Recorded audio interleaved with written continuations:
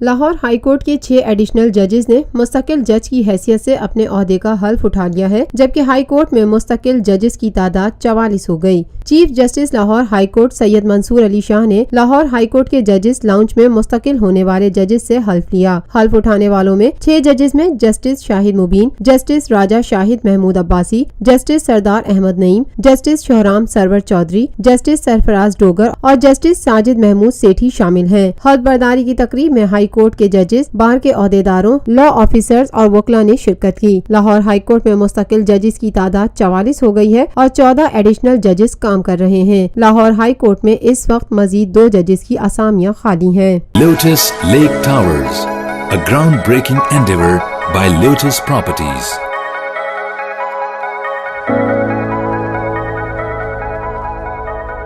ملکی، بین الاقوامی، سماجی، سیاسی، تجارتی، ثقافتی، تفریحی، معلوماتی اور کھیلوں سے جڑی ہر چھوٹی بڑی خبر کا مرکز TNN TV۔